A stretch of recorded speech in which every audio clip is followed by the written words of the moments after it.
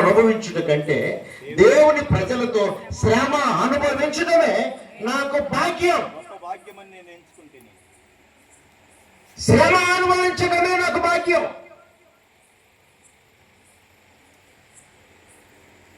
ఫరో యొక్క కుమారుడు నేను అనిపించుకోవడానికి నాకు అవసరం లేదు.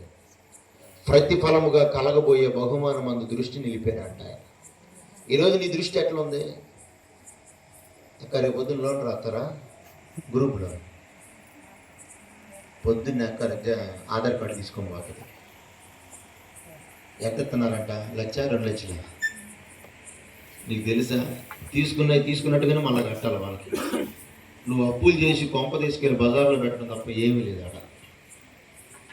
అర్థమవుతుందా?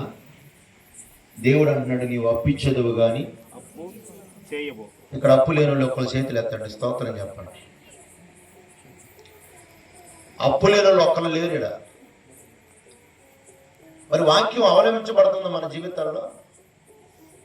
చెప్పండి. అప్పు ఇచ్చి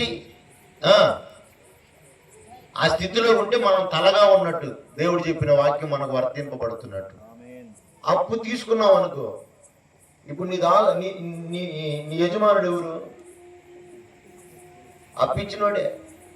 నువ్వు చర్చికి వెళ్తే వెళ్ళావు కానీ పనికి మాలి నేను మమ్మల్ని డబ్బులు కట్టాడు అంటాడంట. నువ్వు సర్వశక్తి కలిగిన దేవునికి కుమార్తెవై ఉండి ఒక లోకములో ఉన్నవాడు, ఒక సున్నతి లేనివాడు, దేవుని ఆత్మ ప్రభావం లేనివాడు వచ్చి నీ ఇంటి దగ్గర నిలబడి నిన్ను అనరాని మాటలు అంటూ ఉంటే నీ కొద్దిగా రోషం రావాలి.